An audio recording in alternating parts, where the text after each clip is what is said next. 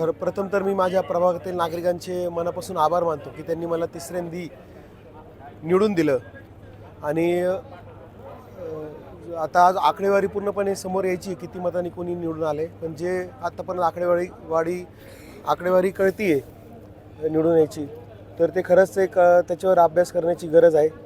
आणि आता आम्ही नागरिकांच्या प्रतिक्रियाही घेणार आहोत की नागरिकांनी जसं कौल पाहिजे होता तसेच निकाल लागलेत का.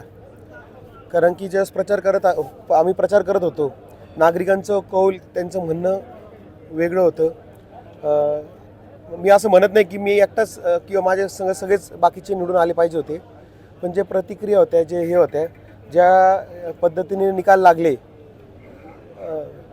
आणि प्रचारात जे आमच्यासमोर नागरिकांचे मत येत होते त्यात खूप फरक आहे. अख्ख्या नगर शहरात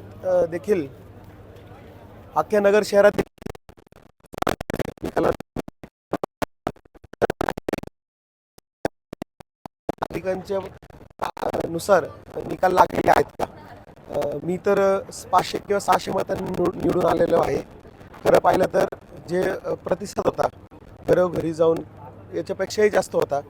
माझ्यासोबतचे इतर जे दुसऱ्या पक्षाचे महायुतीचे उमेदवार आलेत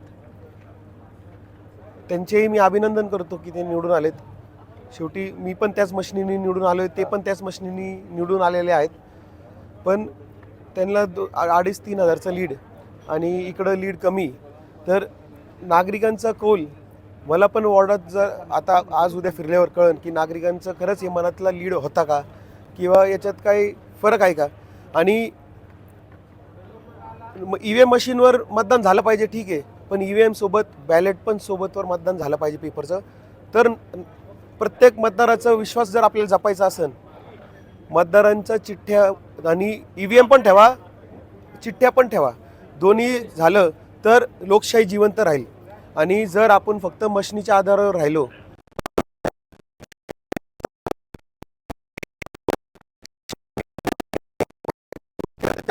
तडजोड होऊ शकते, हे आपण नाही तर बाहेरच्या लोकांनी पण सांगितलेलं आहे.